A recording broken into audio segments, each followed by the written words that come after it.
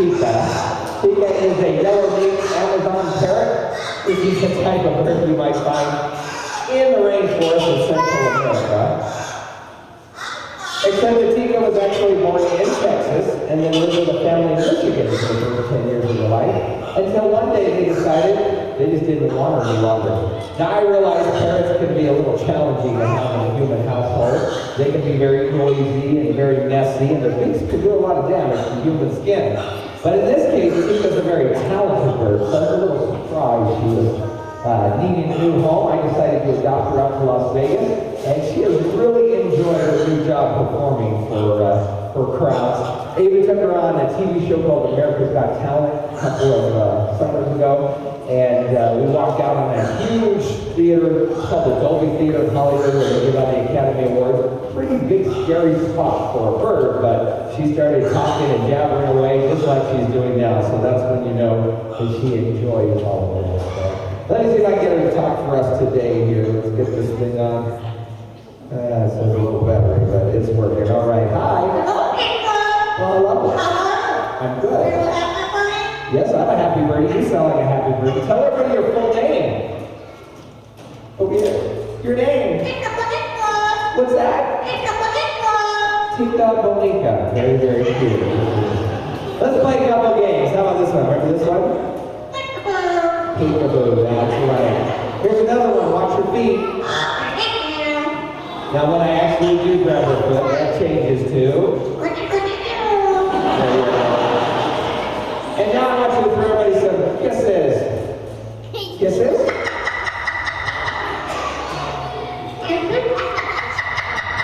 There you go. Now we're ready to try some songs. Now Tika does sing at least parts of several different songs. And I've been trying a different type of training with her. I'm trying to get her to associate her songs with different colors. My goal is that if she can focus on a color and that makes her think of one song and one song only, that'll help keep her on track if there's distractions going on or outside or maybe a high-pressure TV show, something like that. So I'm going to see how well she's doing.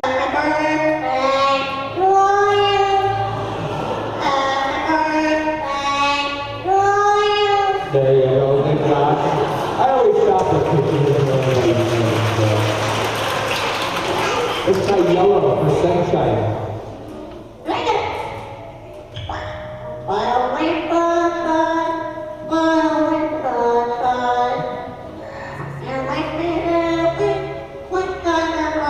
There you go, good job.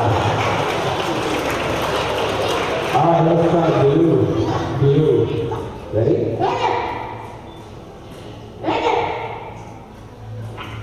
Oh my God! All right, that's cute, but there's two EIs. That's her evil voice. It goes with her evil laugh.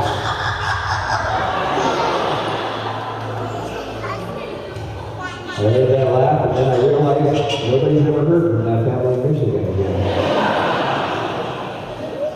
Let's try green for tree. Green, ready? Just rock.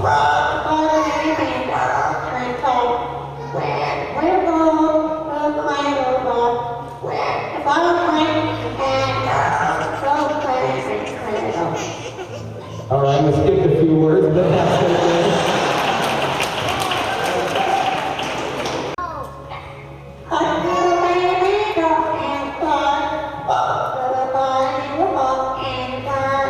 Say goodbye. That's my girl, Tina.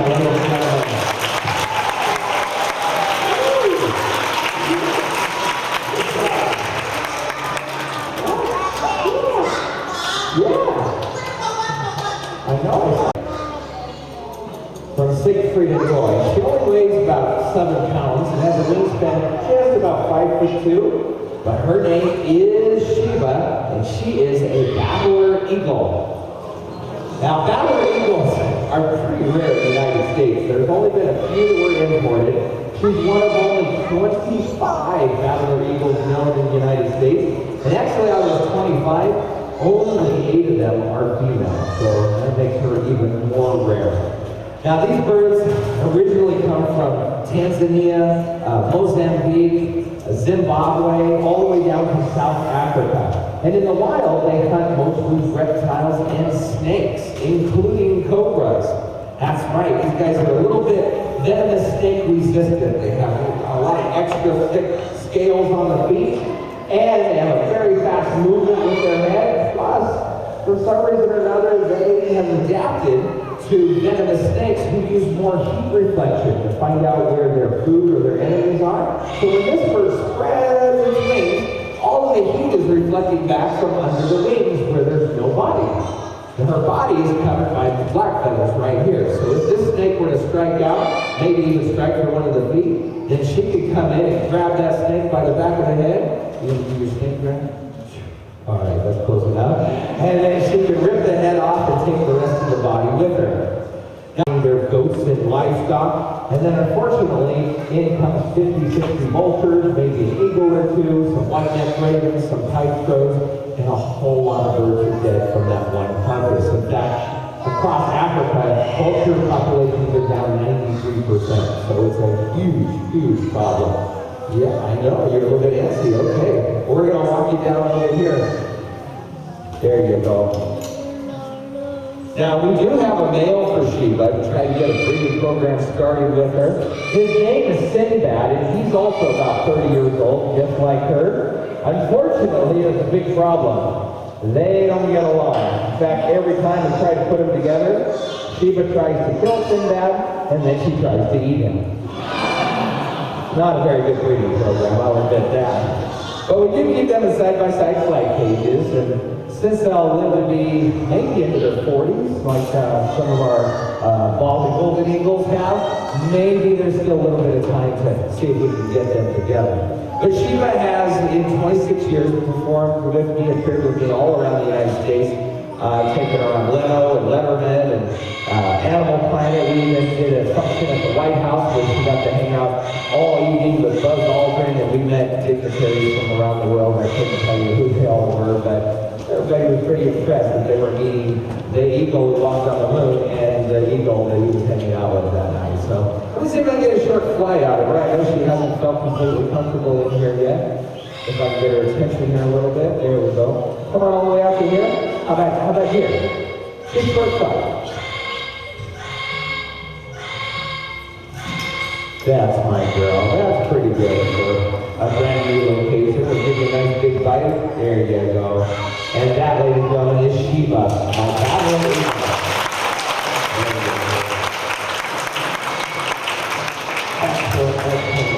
This is no emu. This is Cassius, and he is a double-wattled cassowary. A cassowary are found in a small strip of rainforest on the northern coast of Australia. They're also found on the island of New Guinea. These guys are basically living dinosaurs, and you can see a lot of Jurassic features on the bird when he comes out. You'll notice that helmeted casque up on top of the head that's made out of beef material. There really, it looks like there's no wings at all, but there's a couple of sticks hanging down on each side. That's what's left of the 8-inch long wings. These birds have never flown in their entire history, so there's no reason to develop full wings at all. And of course, you can't help but notice those impressive, powerful legs and feet. Now, at the bottom of the feet, on the inside toe, is a talon that is about 6 inches long. That's what makes the cassowaries dangerous.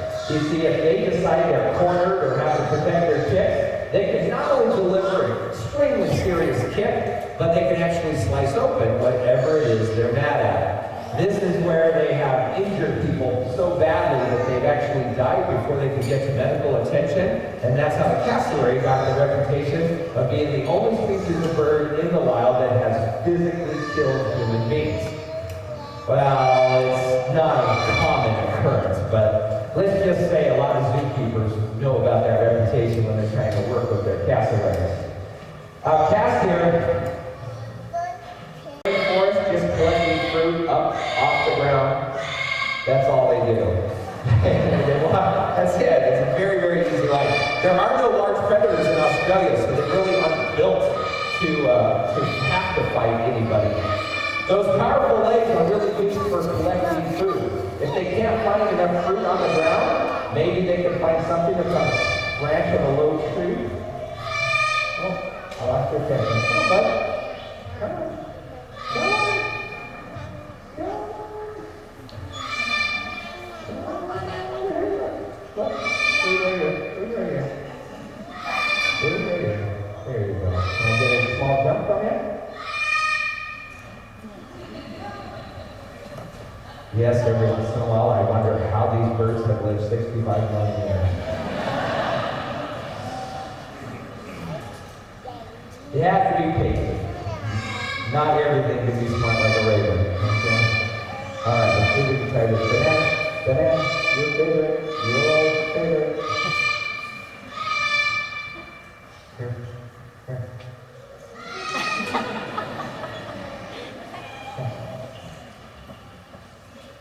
Let him take one first. There we go. And then we'll have the second one. Small cup. Oh, sorry.